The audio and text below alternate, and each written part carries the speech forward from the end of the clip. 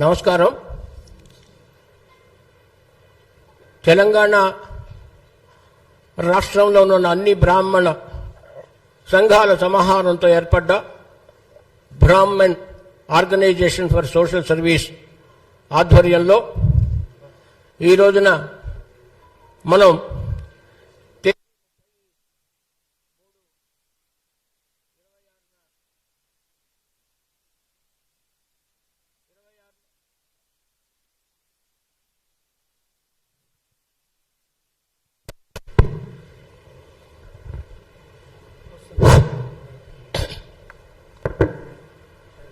మళ్ళీ చెప్పాలా?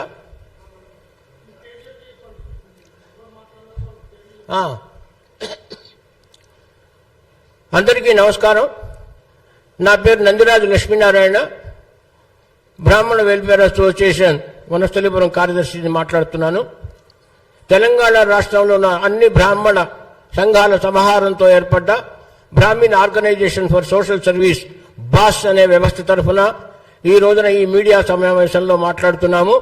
తేదీ 30/3/2026 నాడున ఎంఆర్పిఎస్ అధ్యక్షులైనటువంటి శ్రీ మందకృష్ణ మాదిగ గారు చెప్పినటువంటి బ్రాహ్మణుల పూజారులే దేవాలయాల్లో ఎందుకు పూజలు చేయాలి, వారిని తొలగించాలి, బ్రాహ్మణ పూజారిత్వం అర్చకత్వం బ్రాహ్మణుల పేటెంట్ హక్క, అవసరం వస్తే కనుక రాజ్యాంగాల్లో చట్టాలు మార్చాలని చెప్పి వారు చెప్పడం జరిగింది.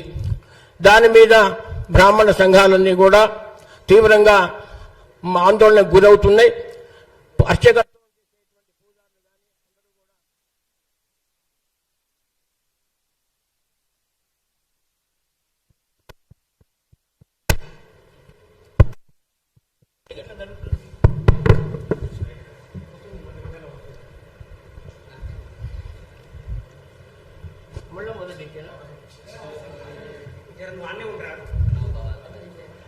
తెలంగాణ అర్చక పురోహిత వేద పండితులను చాలా మనోవేదనకు గురై యుగ యుగాల మధ్య వస్తున్న బ్రాహ్మణ అర్చక వ్యవస్థ మీద ఏదో ఎవరికి తోచిన విధంగా వారు మాట్లాడటం వల్ల అర్చకులు పురోహితులందరూ కూడా మానసిక క్షోభకు గురవుతున్నారు.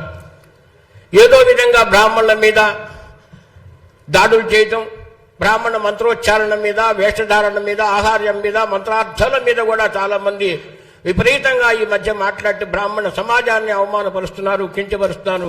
ఆ సందర్భంలోనే ఈ రోజున మేము ఈ కృష్ణ మాదిగ గారు చేసినటువంటి వ్యాఖ్యలను తీవ్రంగా పరిగణిస్తూ ఖండించడానికి ఈ రోజున మేము అందరం కూడా రావడం జరిగింది.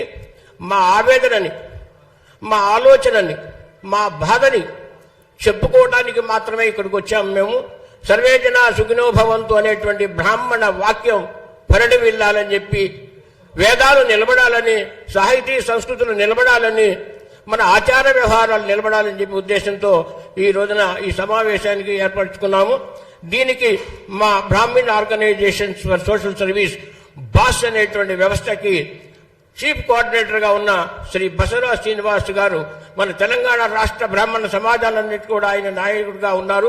వారి సందర్భంగా మేము పడుతున్న ఆవేదనని, బాధని ఆయన మీకు అందరికీ తెలియజేస్తారు. వారిని మాట్లాడవలసిగా కోరుతున్నాను.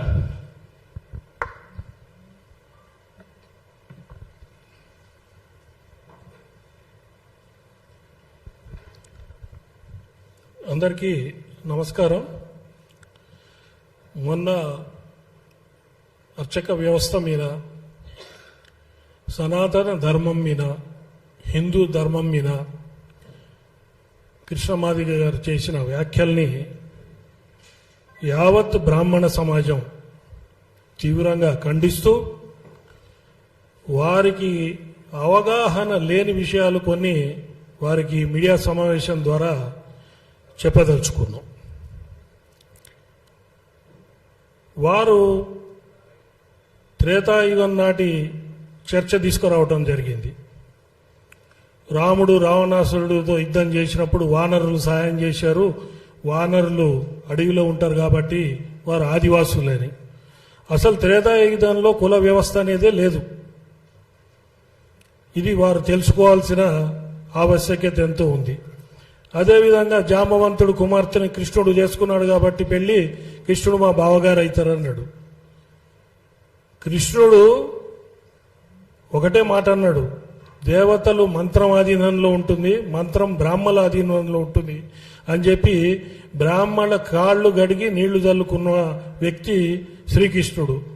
అటువంటి గౌరవం దేవతలు బ్రాహ్మణులకు ఇచ్చారు. ఇది కూడా మీరు తెలుసుకోవాల్సిన అవసరం ఉంది. ఇంకొక విషయం, ముఖ్య విషయం నాకు అర్థం కానిది ఏంటంటే, చాలా వివక్షకి గురైన మాదిగ సామాజిక వర్గాల్లో మీరు ఎంఆర్పిఎస్ ద్వారా పోరాటం చేసి మాదిగల గురించి మీ జీవితం అంతా ఉద్యమాలు చేసి, మీ ఉద్యమంలో మీరు చేసే ఉద్యమాల్లో మీరు మా దగ్గరకు వచ్చి మేము మీకు ఆర్థిక సహాయం చేసిన విషయం మర్చిపోయారా అనేది ఒకసారి మిమ్మల్ని మీకు గుర్తు చేస్తున్నాను. అదేవిధంగా మొన్న 1,00,000 డప్పులను పెట్టారు మీరు ఒక ప్రోగ్రాము, దానికి కూడా డప్పులు తీసుకొచ్చి ఇదే ప్రెస్ క్లబ్లో ఇచ్చింది కూడా మా బ్రాహ్మణ ప్రముఖులే మీకు. ఇవన్నీ కూడా మర్చిపోయి బ్రాహ్మణుల మీద దేశ ఇచ్చి మాట్లాడటం మంచిది కాదని మా సలహా. అదేవిధంగా బ్రాహ్మణ సమాజం కూడా 90% ఫైనాన్షియల్గా చాలా ఆర్థికంగా వెనకబడి ఉన్నది. ఇప్పుడు మీరెట్లయితే వెనకబడి ఉన్నారో బ్రాహ్మణ సమాజం కూడా వెనకబడి ఉంది. మనం కలిసి ఆర్థిక పరిస్థితులు బాగున్న వర్గాలతో మనం కలిసి పోట్లాడదామా, లేకపోతే మనం అనుకొని విడిపోదామా? ఇది ఒకసారి మీరు ఆలోచించాలి. ఎందుకంటే బ్రాహ్మణులు జ్ఞానం, ధర్మం, త్యాగం, సేవ, ఈ 4 విషయాల మీదే బ్రాహ్మణ్యం నడుస్తూ ఉంటుంది.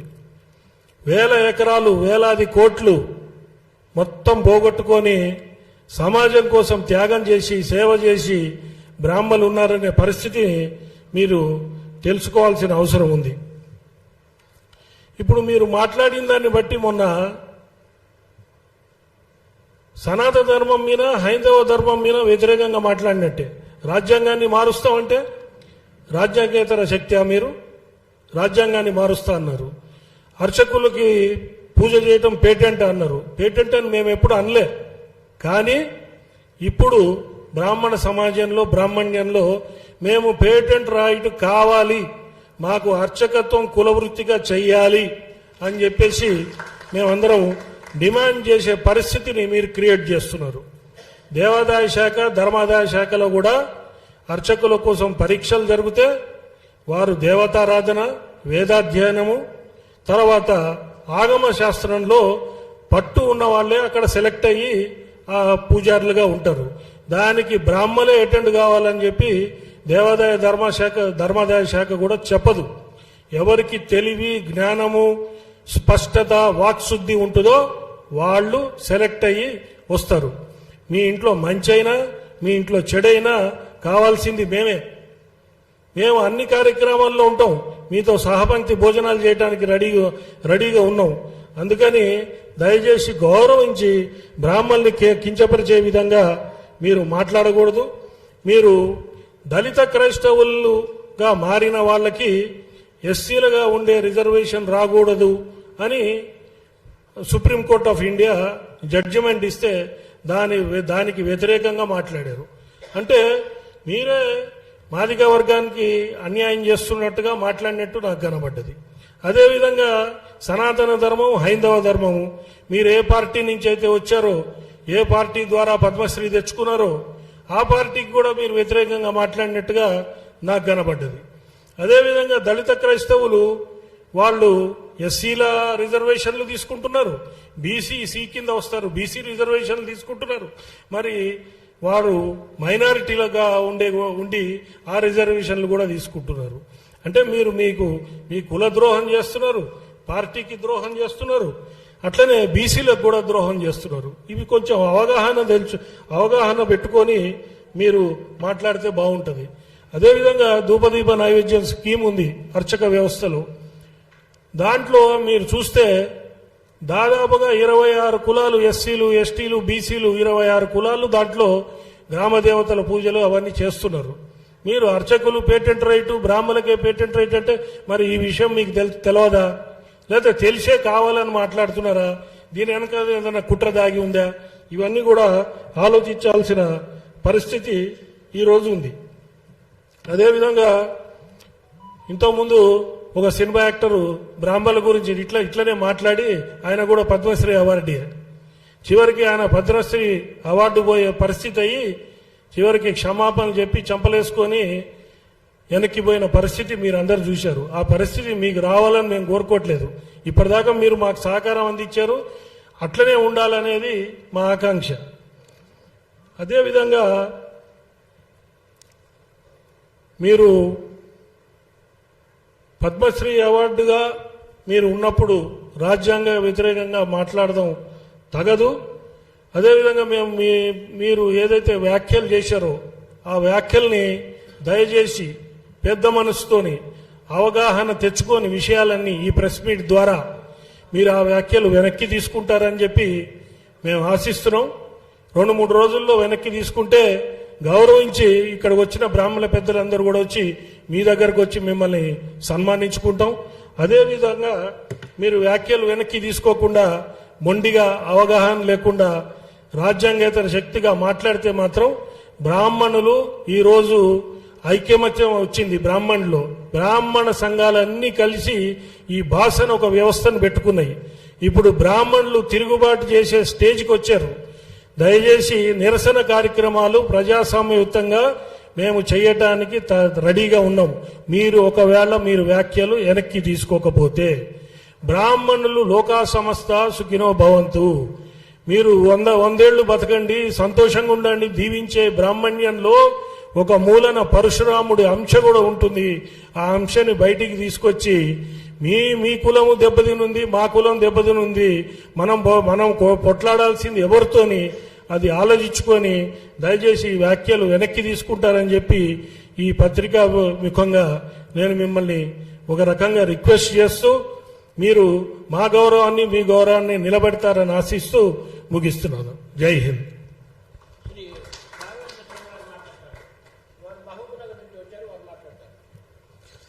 అందరికీ నమస్కారం. నా పేరు గొండ్యాల రాఘవేంద్ర శర్మ, పాలమూరు బ్రాహ్మణ సేవా సమితి ప్రతినిధిగా మరియు బాస్ ప్రతినిధిగా ఇక్కడ మాట్లాడుతూ ఉన్నాను. గత 3 రోజుల క్రితం పెద్దలు మందకృష్ణ మాదిగ గారు చేసినటువంటి వ్యాఖ్యలు బ్రాహ్మణ సమాజాన్నే కాదు హిందూ సమాజాన్ని కూడా తీవ్రంగా బాధించాయి. పెద్దలు ఇంతకుముందు చెప్పినట్టుగా మీరు అవగాహన లోపంతోనే ఇటువంటి మాటలు మాట్లాడారు. తప్పకుండా ఈ మాటలు మీరు వెనక్కి తీసుకోవాలని బ్రాహ్మణ సమాజమంతా కూడా డిమాండ్ చేస్తూ ఉంది. దాంతోపాటుగా బ్రాహ్మణులే అర్చకులుగా ఉండాలా, బ్రాహ్మణులే పురోహితులుగా ఉండాలా, వీరికి ఇది పెటెంట్ హక్కు అన్నారు. సమాజంలో మీరు ఒక్కసారి తిరిగి చూస్తే, ఒక్కసారి మా పాలమూరుకి రండి. పాలమూరులో ఉన్నటువంటి సుప్రసిద్ధ క్షేత్రాలు మన్యంకొండ, బీచ్పల్లి, కురుమూర్తి, కందూరు ఇట్లాంటి అనేక క్షేత్రాల్లో బ్రాహ్మణేతరులే అర్చకులుగా ఉన్నారు. ఇది నేను చెప్పే మాటలు కాదుగా, చక్కగా మీకు గవర్నమెంట్ కూడా, మీకు ప్రభుత్వం కూడా మీకు ఆ తగినటువంటి సమాచారం ఇస్తుంది. దయచేసి ఇట్లాంటి మాటలు మాట్లాడేటప్పుడు దాంతో పాటుగా ఇంకొక మాట మీరు మాట్లాడారు. సనాతన ధర్మమే గొప్పదే అయితే ప్రపంచమంతా ఎందుకు వ్యాపించలేదు, క్రిస్టియన్ లాగా ముస్లిమ్స్ లాగా ఎందుకు వ్యాపించలేదు అని మీరు ప్రశ్నించారు. ఎస్, సనాతన ధర్మం గొప్పది కాబట్టే వ్యాపించలేదు. మేము మదర్ తెరిసా లాగా నేను సేవ చేస్తానని వచ్చి లక్షలాది మందిని మేము మతాంతీకరణ చేసుకోలేదు.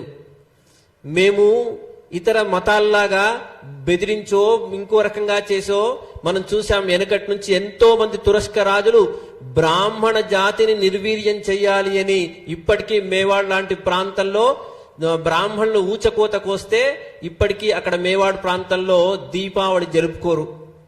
కాశ్మీర్ పండితుల సంగతి ఏంటి? ఇట్లాంటి అనేకమైనటువంటి బ్రాహ్మణ సమాజం దేశం కొరకు ధర్మం కొరకు ఎంతో త్యాగం చేసింది. ఒక్కసారి మీరు స్వతంత్ర ఉద్యమాన్ని గమనిస్తే చాలు, బాలగంగాధర్ తిలక్ ఇట్లాంటి వ్యక్తులు చాలా మంది అనేకమైనటువంటి విషయాల్లో ఉద్యమాలు చేశారు, వితంతు ఉద్యమాలు చేశారు. దాంతో పాటుగా సతీ సహగమనం నుంచి ఉద్యమం, అంటే ప్రపంచంలో గాని దేశంలో గాని ఎక్కడైనా కూడా ఇది వ్యతిరేకమైనటువంటిది, ఇది కరెక్ట్ కాదు అని అనిపిస్తే దానికి తగ్గట్టుగా వ్యతిరేకంగా దానికి బ్రాహ్మణులే పనిచేశారు. మీరు మావోయిస్టు ఉద్యమం చూసినా, ఇటు సిపిఐ లాంటి ఉద్యమాలు చూసినా, ఇటు ఏ రకంగా ఆధ్యాత్మిక విప్లవం చూసినా, నాస్తికము ఆస్తికము అన్ని రకాల విప్లవాల్లో బ్రాహ్మణులు ముందరగా ఉన్నారు. ఇది బాగా మీరు గమనించాలి. బ్రాహ్మణుడి త్యాగం వెలకట్టలేనటువంటిది. అద్భుతమైనటువంటి సేవ, దేశానికి సేవ చేసినటువంటి గొప్ప జాతి బ్రాహ్మణ జాతి. ఆనాటి కాలంలో తక్షశిల లాంటి విద్యాలయాలన్నింటినీ కూడా తగిలేస్తుంటే, మొత్తంగా అక్కడ ఉన్నటువంటి గ్రంథాలన్నీ తగలబెట్టేస్తుంటే, తన మస్తిష్కంలో ఆ వేద విద్యను శాస్త్ర విద్యనంతా కూడా నింపుకొని ముందు తరానికి అందించినటువంటి ఏకైక జాతి ఏది అంటే అది బ్రాహ్మణ జాతి మాత్రమే. ఈ రోజు మనం ఒక దేవుడికి దండం పెడుతున్నాం, ఒక దేవుడికి ధ్యాన శ్లోకం చెప్తున్నాం, ఏదో ఒక యాగం చేస్తున్నామంటే మేము చేసినటువంటి ఆ త్యాగము. కాశీలో ముష్కరులు తురస్కులు దేవాలయాన్ని దేవాలయం దండయాత్ర చేయడానికి వస్తే బ్రాహ్మణులు బలిదానం చేసుకున్నారండి. ఇంత గొప్పనైనటువంటి జాతి బ్రాహ్మణ జాతి. ఈ బ్రాహ్మణ జాతి ఔన్నత్యం తెలుసుకోకుండా, బ్రాహ్మణ జాతి గురించి తెలుసుకోకుండా పురోహితమే గాని అర్చకత్వమే కాని మీరొక్కరే చేస్తారు అనడం నిజంగా అవివేకం. ఇది మీలాంటి పెద్దలు మాట్లాడేటువంటి మాటలు కావు. మాదిగ ఉద్యమాన్ని ఉవ్వెత్తున తీసుకొని వచ్చి భారత ప్రధానిని కూడా మెప్పించి మీరు మీ సఫలీకృతమయ్యారు. ఆ కోణంలో ఈరోజు తప్పకుండా ఈ సమాజం నుంచి, ఈ వేదిక నుంచి మేము మీకు డిమాండ్ చేస్తా ఉంది ఏంటంటే, ఎస్, పురోహితులుగా అర్చకులుగా బ్రాహ్మణులకు పేటెంట్ హక్కు కావాలని మీరు మాతో పాటు ఉద్యమం చేసేందుకు ముందరికి రావాల్సిందిగా ఈ సందర్భంగా మేము మమ్మల్ని స్వాగతిస్తా ఉన్నాం. మీరు ఎందుకంటే చిన్న పిల్లలకు గుండె వైద్యం గురించి ప్రయత్నం చేశారు, మాదిగల గురించి ప్రయత్నం చేశారు, ఇంకా అనేకమైనటువంటి సామాజిక కోణాల్లో మీరంతా గొప్పనైనటువంటి కృషి చేశారు. ఇది కూడా బ్రాహ్మణ జాతి దేశం మొత్తంలో మాక్సిమం గా ప్రయత్నం చేస్తే ఒక 3% ఉండదు, 4% ఉండదు. ఆ 3% లేని జాతి మీద ఒకసారి ఐలయ్య మొత్తుకుంటాడు, ఒకడు ఇంకోటి పాట రాసి బాపనోడు బాణపొట్ట ఏందిరాన్ని వాడు తోడు మొత్తుకుంటాడు, ఇంకోటి ఇంకో రకంగా మొత్తుకుంటాడు. ఎందుకు మీకు ఇంత ద్వేషం? బ్రాహ్మడు సర్వే జనా సుఖినో భవంతు అనే మాట్లాడాడు తప్పించి ఏ రోజున ఎవరిని హింసించలేదు, కించపరచలేదు. కాబట్టి దయచేసి ఈ వేదికగా మేమందరం కూడా మిమ్మల్ని కోరుతా ఉన్నాం, బేషరతుగా మీ వ్యాఖ్యల్ని వెనక్కి తీసుకోండి. లేని పక్షంలో ఖచ్చితంగా ఇది తీవ్రమైనటువంటి ఉద్యమం దిశగా, ఎందుకంటే బ్రాహ్మణ జాతి తనను తాను రక్షించుకోవడానికి, తను రక్షించుతూ హిందూ జాతిని కూడా రక్షించడానికి ఒక ప్రయత్నంలో ఇది పెద్ద ఉద్యమం మీరే వేసినటువంటి మొదటి అడుగుగా అవుతుంది. కాబట్టి దయచేసి ఇక్కడి నుంచి మేము మీకు డిమాండ్ చేస్తా ఉన్నాం, మా మీద, హిందూ సమాజం మీద మీరు వేసినటువంటి ఈ వ్యాఖ్యలను వెనక్కి తీసుకోవాల్సిందిగా కోరుతూ, దాంతో పాటుగా అనేకమైనటువంటి విషయాలు మీరు తప్పుగా మాట్లాడి ఉన్నారు, అవన్నీ కూడా ఒకసారి మీరు సరి చేసుకోండి. బ్రాహ్మణ జాతి ఔన్నత్యం చాలా గొప్పది. ఈరోజు రిజర్వేషన్ల పుణ్యమా అని ఎంతమంది పిల్లలు మేము చదువుకొని మాకు మార్కులు రాక, మాకు ఉద్యోగాలు రాక, మేము చదువుకోలేక చచ్చిపోతున్న పిల్లల్ని మేము కన్నులారా చూస్తా ఉన్నాం. 90%, 95%, 99% మార్కులు వచ్చినా వీడికి ఉద్యోగం రాక, పై సీట్లు రాక అవస్థ పడుతూ పిల్లలు ఎంతో మంది ఆత్మహత్యలు చేసుకున్నారు. వాళ్ళందరికీ ఎవరు మూల్యం చెల్లించాలి? కాబట్టి దయచేసి ఈ ప్రయత్నంలో మీరందరూ కూడా తప్పకుండా మీ వ్యాఖ్యలు వెనక్కి తీసుకుంటారని కోరుతూ స్వస్తి.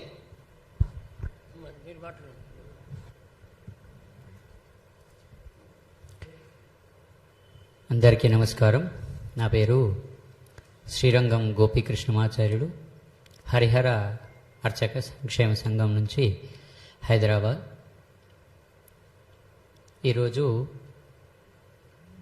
బ్రాహ్మణ్యం మీద, బ్రాహ్మణ జాతి మీద, అర్చకత్వం మీద, పురోహితం మీద మరియు వేద పండితుల మీద మాట్లాడడం అనేటువంటిది చులకన భావనగా ఇప్పుడు తయారైంది.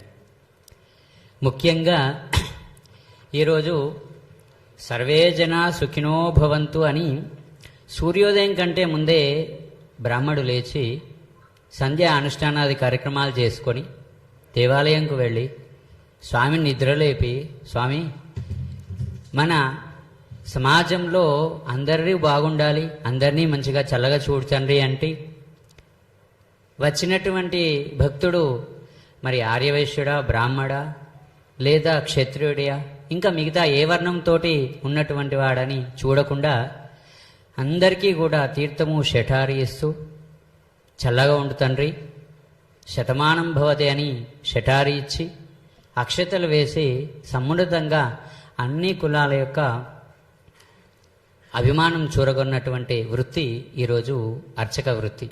దేవాలయంలో మేము మనుషులను చూసి వచ్చిన తర్వాత కులం అడిగి మేమెన్నడూ కూడా అర్చనలు చేసినటువంటి దాఖలాలు లేవు, ఉండవు కూడా.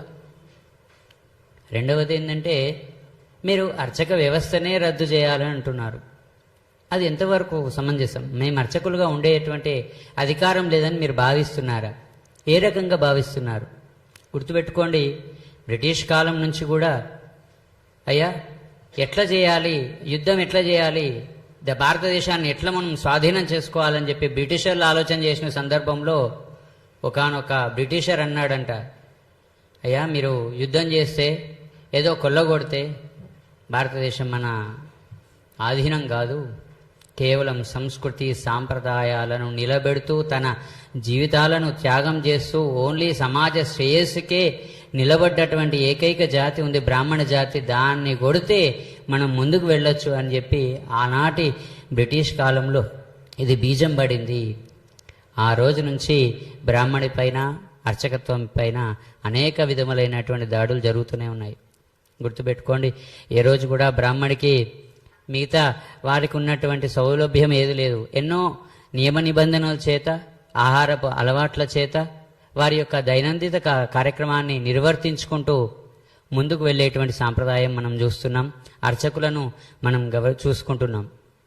గుర్తుపెట్టుకోండి, ఊళ్ళలో ఈ రోజు వరకు కూడా అన్ని కులాలతోటి ఒక గౌండ్లైనతోటి కూడా మేము మామాని సంబోధించిన సందర్భం, మిగతా వాళ్ళందరితోటి సమాజంతో మమేకమైనటువంటి సందర్భం ఉంది, కానీ ఎవరితోటి కాంట్రవర్సీ అయినటువంటి సందర్భం లేదు. దయచేసి ఈరోజు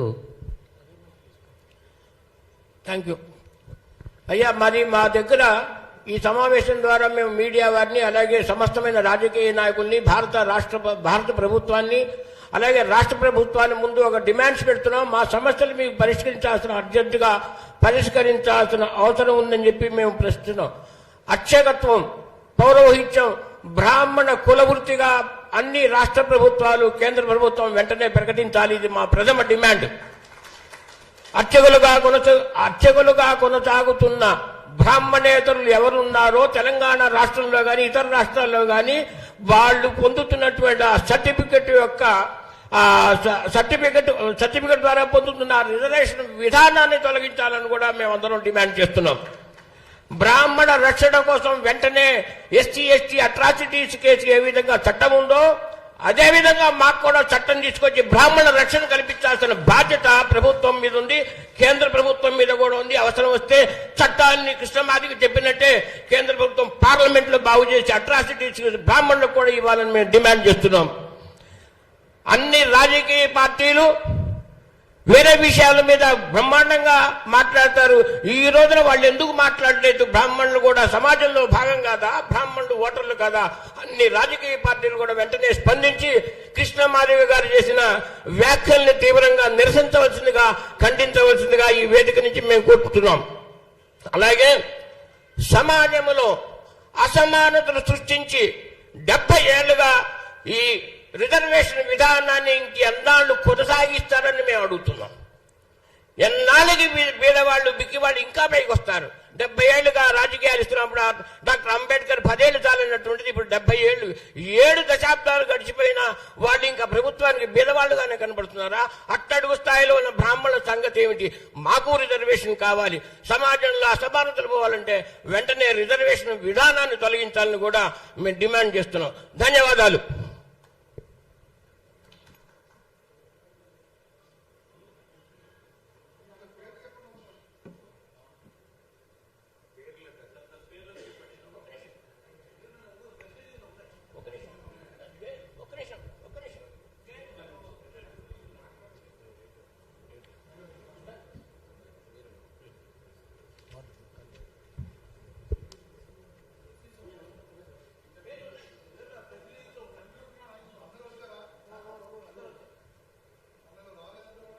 ఈరోజు ప్రపంచంలో ఎక్కడ చూసినా భారతదేశం యొక్క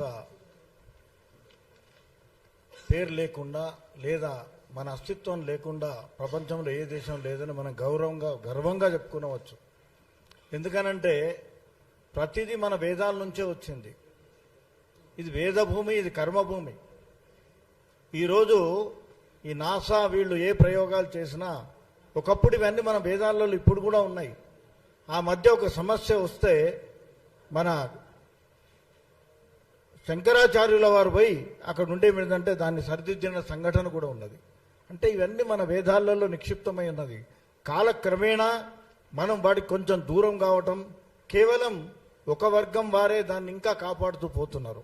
కాబట్టి ఏమిటంటే దీని గురించి ప్రపంచంలో ఇంకా మన గౌరవం ఉన్నది. కాకపోతే మనం గౌరవించుకోవటం అనేది కూడా నేర్చుకోవాలి. ఈరోజు ప్రపంచంలో చూడండి, ఒకటే మీ అందరికి ఒక చిన్న ఇప్పుడు విషయం చెప్తాను. ప్రపంచం మొత్తంలో ఎన్ని వారాలు ఉన్నాయండి? వారానికి ఎన్ని రోజులు ఉన్నాయి? 7 రోజులే కదా. ఆదివారము, ఆదిత్యుడు, మనం ఆదిత్యుడు ఉంటాం, సన్ అని ఇంగ్లీష్లో అన్నారు. మూన్, సోముడు అంటే చంద్రుడు. సోముడు, మంగళుడు, బుధుడు, గురువు, సాటర్న్, శని, ఇవన్నీ మీరు వింటున్నారు కదా. ప్రపంచంలో ఈ వారాలు తప్ప ఇంకేమైనా వారాలున్నాయా చెప్పండి? మరి ఎక్కడి నుంచి పోయింది? దానికి ఆద్యులు ఎవరు? మనం కాదా? మనం గర్వపడాలి. మనం గర్వపడాల్సిన అవసరం ఉన్నది. ఇప్పుడు ప్రపంచీకరణలో చాలా మార్పులు వస్తున్నాయి, తప్పులేదు. మనం కూడా ప్రపంచానికి పోటీకి ఎదగవలసిన అవసరం ఉన్నది. అంత మాత్రాన మన వారిని మనం అవమానించుకోవడం, కించపరచడం మంచిది కాదు. ప్రపంచవ్యాప్తంగా ఈరోజు బ్రాహ్మణానికి గౌరవం ఉంది. ఇతర రాష్ట్రాలలో కూడా దేవాలయాలు ఏర్పాటు చేసిండ్రు. అక్కడ అర్చకులు కూడా బ్రాహ్మలే ఉన్నారు. ఇక లేరా ప్రపంచంలో వేరే కులాల వారు? బ్రాహ్మడు అంటే కేవలం అర్చకుడు అని అంటే జీతం కొరకో దీని కొరకో కాదు. వాళ్ళు ఎంత కష్టపడితే 9వ సంవత్సరంలోనే అడుగు చేసుకొని ఆయన ఏమిటంటే వేదాధ్యయనం చేస్తాడు. వేదాధ్యయనం చేసి 12 సంవత్సరాలు కనీసం వాళ్ళు వేదాధ్యయనం చేసి తల్లిదండ్రులకు అన్ని సుఖాలకు దూరంగా ఉండి హస్త కష్టాలు బట్టి వేద విద్య నేర్చుకుంటారు. ఇవాళ మీకు పుస్తకాలలో, దీంట్లో వాట్సాప్లో ఇవన్నిట్లలో వస్తున్నాయి. అప్పుడు ఇవన్నీ లేవు. కేవలం ఆ జ్ఞానమంతా వారి యొక్క మేధాశక్తి మనస్సులో రికార్డ్ అయి ఉండేది. దాన్నే వాళ్ళు ఏమిటంటే తరతరాలుగా చెప్పుకుంటూ వస్తున్నారు. అందుకే ఇప్పుడు మీకు కొన్ని గ్రంథాలు కనబడుతున్నాయి. పూర్వకాలంలో ఇవన్నీ లేవు. స్తోత్రాలు కానీ పారాయణాలు కానీ ఇక్కడ మీకు కనబడేది కావు. అది కొంతమందికే నిక్షిప్తమైంది.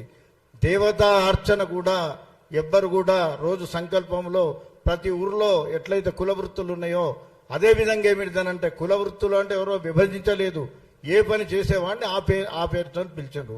4 రామయ్యలు ఉన్నారనుకోండి, ఏ రామయ్య అని అంటే ఫలానా అయ్యగారు రామయ్య, లేకపోతే వడ్రంగి రామయ్య, లేకపోతే ఫలానా కంసాలి రామయ్య అని ఇట్లా పెట్టి వాళ్ళు చేస్తున్న పనిని బట్టి వాళ్ళని విభజించారు. కానీ కుల వృత్తి కానీ కులాల విభజన కానీ ఎవరు చేయలేదు.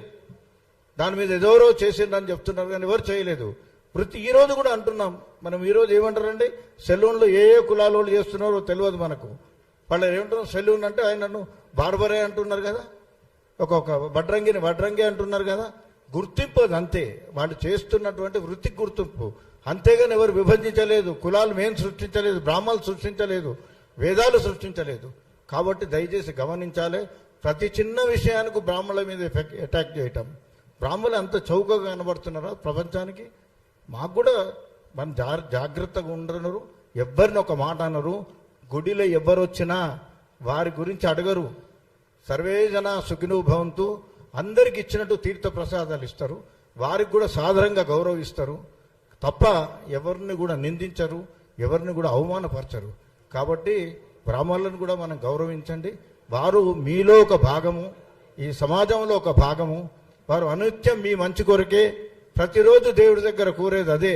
అందరూ బాగుండాలి, అంతా బాగుండాలి అనే కోరుతుంటారు. కాబట్టి వాళ్ళ గురించి దయచేసి మీరు చేస్తున్నటువంటి ఎవరైనా ఒక తప్పుడు ఆరోపణలు కానీ ఇంకేదైనా కాస్తే దాన్ని గౌరవప్రదంగా విరమించుకోవాలని కోరుతున్నాం.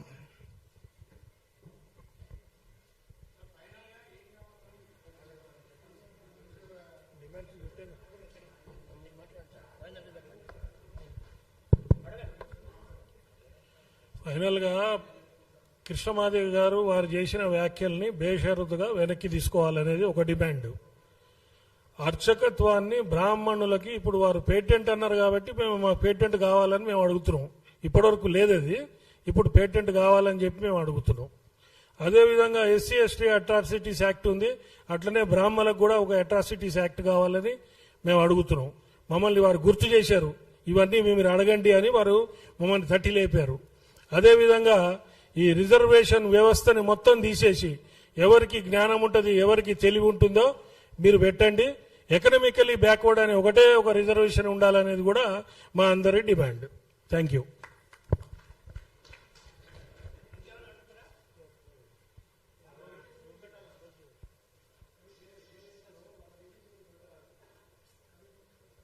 మళ్ళా రిజర్వేషన్ వ్యవస్థే తీసేయాలని అంటున్నాం. అంబేద్కర్ గారు 10 ఏళ్లు ఇచ్చారు, ఇప్పుడు 70 ఏళ్ళు అయింది. వ్యవస్థ తీసేసి ఎవరు కాంపిటీషన్ లో ముందరుంటే వాళ్ళకి ఇవ్వండి, ఎకనామికలీ బ్యాక్వర్డ్ కి కొంచెం రిజర్వేషన్ పెట్టండి అని అంటున్నాం.